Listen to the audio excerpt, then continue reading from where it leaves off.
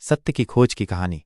पोरबंदर के शांत किनारे पर एक बालक का जन्म हुआ, मोहनदास। उनके पिता करमचंद रियासत के दीवान थे, एक व्यावहारिक और अनुभवी व्यक्ति। उनकी माँ पुतलीबाई एक गहरी धार्मिक महिला थीं, जिनकी आस्था और उपवास की कहानियों ने मोहनदास के मन में नैतिकता और करुणा के बीज बोए। बचपन में मोहनदास शर्मीले और साधारण थे, लेकिन उनके मन में सत्य के प्रति एक अज्ञात आकर्षण था। हरीशचंद्र नाटक ने उनके दिल पर गहरी छाप छोड़ी, जिसने उन्हें सत्य के मार्ग पर चलने की प्रेरणा दी। किशोरावस्था में हर युवा की तरह मोहनदास ने भी कुछ गलतियां की, जैसे कि चोरी करने और धूम्रपान का प्रयास करना। लेकिन जल्द ही उन्हें अपनी भूल का एहसास हुआ और उन्होंने दृढ़ संकल्प के साथ इन आदतों को त्याग दिया। उनका विवाह कस्तूरबा से हुआ, एक ऐसा रिश्ता जो शुरुआती दिनों में प्रभुत्व से भरा था, लेकिन धीरे धीरे आपसी सम्मान और अटूट साझेदारी में बदल गया। कानून की पढ़ाई के लिए मोहनदास इंग्लैंड गए।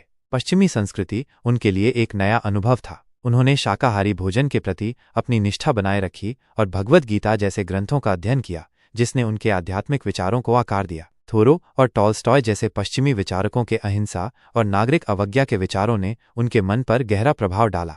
जब मोहनदास एक युवा वकील के रूप में दक्षिण अफ्रीका पहुंचे, तो उन्होंने एक ऐसी दुनिया देखी जहां रंग और नस्ल के आधार पर अन्याय आम बात थी। भारतीयों के साथ होने वाले भेदभाव ने उनके अंतर्मन को झकझोर दिया। इसी अन्याय के खिलाफ उन्होंने सत्याग्रह का अपना अनूठा हथियार विकसित किया, सत्य और अहिंसा की शक्ति से अन्याय का मुकाबला करना। दक्षिण अफ्रीका में उन्होंने कई महत्वपूर्ण आंदोलनों का नेतृत्व किया, जहां उन्होंने अपने सिद्धांतों का व्यावहारिक प्रयोग किया और एक साधारण वकील से एक ऐसे नेता बन गए जिनकी आवाज़ दबे कुचले लोगों के लिए उम्मीद की किरण थी। उन्होंने फिनिक्स फार्म और टॉल्स्टॉय फार्म जैसे सामुदायिक आश्रम स्थापित किए, जहां लोग सादा जीवन जीते थे और आत्मनिर्भरता का पाठ सीखते थे।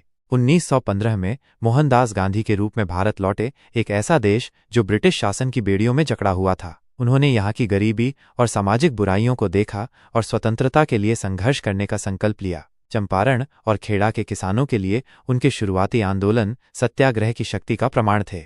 फिर आया असहयोग आंदोलन, जिसने पूरे देश को जगा दिया, और सविनय अवज्ञा आंदोलन, जिसने ब्रिटिश साम्राज्य की नींव हिला दी। दांडी यात्रा, नमक पर कर के खिलाफ एक शांतिपूर्ण मार्च, उनकी अटूट इच्छा शक्ति और नैतिक साहस का प्रतीक बन गया।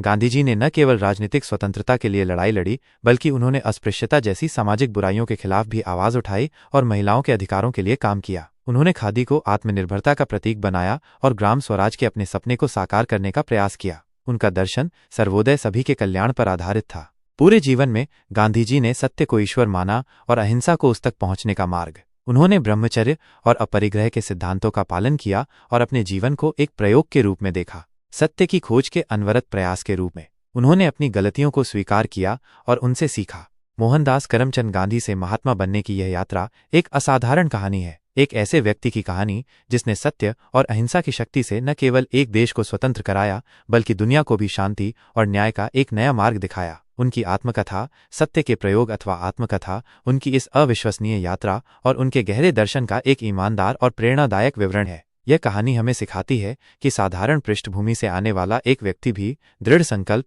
नैतिक साहस और सत्य के प्रति निष्ठा से इतिहास बदल सकता है।